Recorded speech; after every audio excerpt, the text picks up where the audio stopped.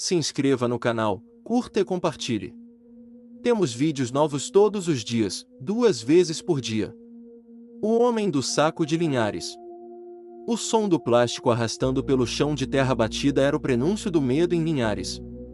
Nos bairros mais afastados do centro, as crianças cresceram ouvindo sobre um homem que perambulava à noite carregando um grande saco nas costas. Ouvia-se um farfalhar seco, seguido por um silêncio inquietante, como se até os grilos se calassem diante da presença dele. Diziam que ele era alto, curvado, e que seus pés nunca tocavam o chão, deslizava entre as árvores como uma sombra encharcada. O saco, enorme, parecia se mover sozinho, como se algo vivo estivesse dentro, lutando para sair. Quem o visse devia correr ou fechar os olhos. Nunca os dois. As histórias vinham de décadas atrás, mas em 2023, algo mudou. Crianças começaram a desaparecer nas redondezas do bairro Canivete. Primeiro foi o pequeno Yuri, de 6 anos, sumido a caminho da escola.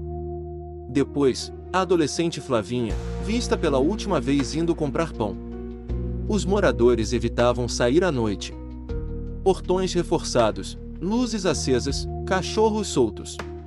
Mas não adiantava. Os animais latiam para o nada, os postes piscavam sem motivo e, ao longe, o som do saco arrastando voltava a ecoar. Sempre depois da meia-noite. Sempre acompanhado de um frio que subia pela espinha. Muitos achavam que era apenas histeria coletiva, alimentada pelas redes sociais. Outros juravam ter visto o vulto nos fundos dos quintais.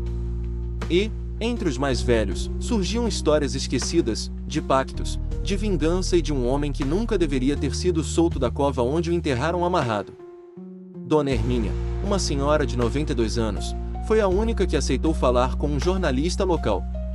Ela tremia ao recordar, ele levava os pequenos que desobedeciam. Mais uma vez, levou um que nem nome tinha ainda. Um recém-nascido. Ela olhou pro teto, olhos marejados. Ele voltou. Naquela mesma noite, o repórter que a entrevistou desapareceu. O gravador foi encontrado em frente ao portão da casa da senhora. Tocava, em repetição, um som, o arrastar do saco. Um ruído plástico e molhado, entrecortado por respirações roucas e uma risada infantil distorcida. Os moradores do bairro Interlagos começaram a notar algo estranho nas escolas.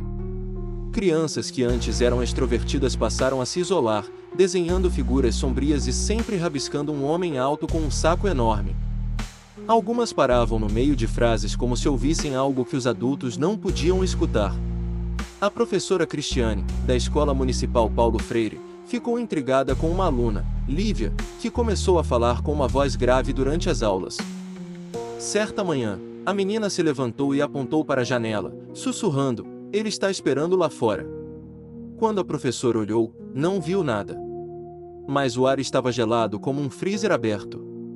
No mesmo dia, o zelador encontrou marcas estranhas no pátio, pegadas descalças grandes, como de um homem adulto, mas que se arrastavam sem direção clara. Junto delas, havia fiapos de plástico retorcido e farelos de ossos.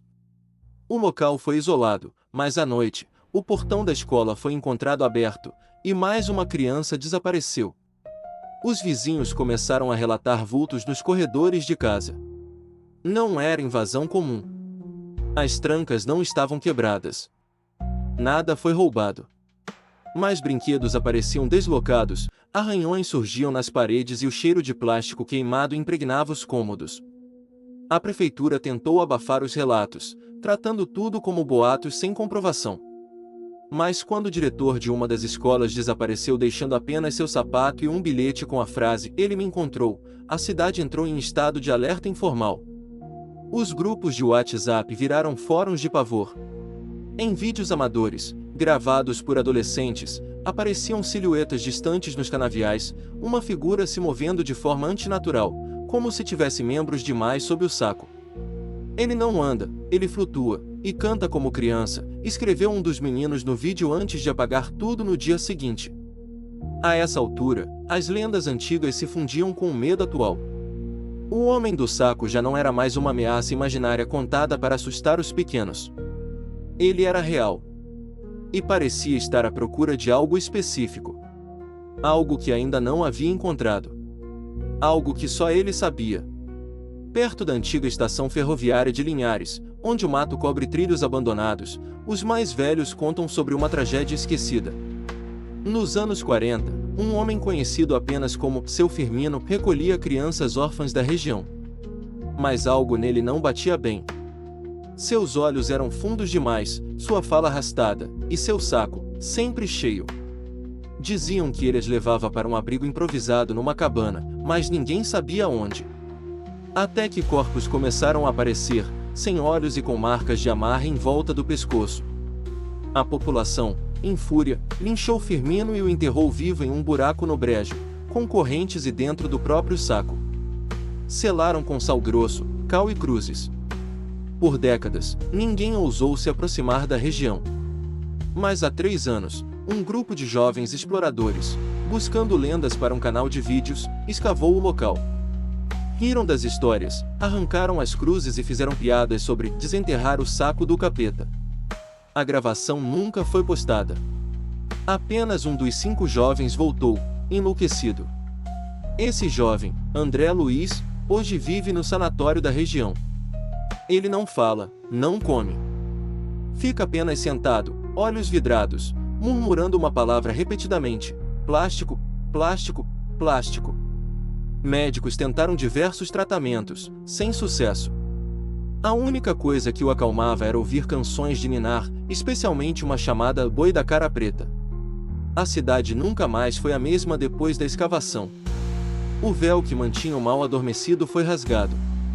Firmino, ou o que sobrou dele, voltou com fome, ódio e uma missão: recolher novamente os que a cidade não quis proteger.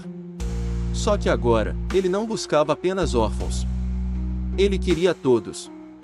O saco que carrega é maior do que antes, e parece crescer a cada noite. Alguns dizem que é feito de pele humana costurada com cabelos. Outros dizem que é o mesmo de antes, mas agora, encantado. Ele não larga o saco. Nunca. Como se fosse parte do próprio corpo. Como se ali dentro estivesse sua própria alma corrompida. Desesperados, um grupo de moradores recorreu à benzedeira mais antiga da região, Mãe Elza, que vivia reclusa nos limites do bairro 3 Barras. Ela ouviu em silêncio os relatos, e então falou algo que ninguém queria ouvir: o que foi desenterrado não é mais humano. É um espírito ancestral que tomou a carne dele como veste. Segundo Elza, o único jeito de deter o homem do saco era refazer o ritual original, mas de forma invertida. Ao invés de enterrá-lo vivo, seria preciso queimá-lo com sal, fogo e sangue, exatamente à meia-noite, no local onde foi libertado. Mas havia um preço: o sacrifício de alguém puro. Uma criança. A notícia se espalhou e gerou revolta. Ninguém aceitaria esse tipo de solução. Mas quando mais 4 crianças sumiram em uma única semana, o desespero começou a corroer a moral da cidade. Pais começaram a fugir, levar seus filhos para longe. Outros pensaram no impensável. Foi quando a pequena Ana Clara, de 8 anos, apareceu na casa de Mãe Elza dizendo que sonhara com tudo. Que ela deveria ser a escolhida. Que o homem do saco a chamava toda noite pelo nome. Que se não fosse ela, ele levaria todos.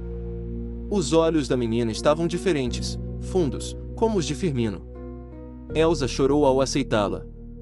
Reuniu os elementos, preparou o local e pediu silêncio absoluto.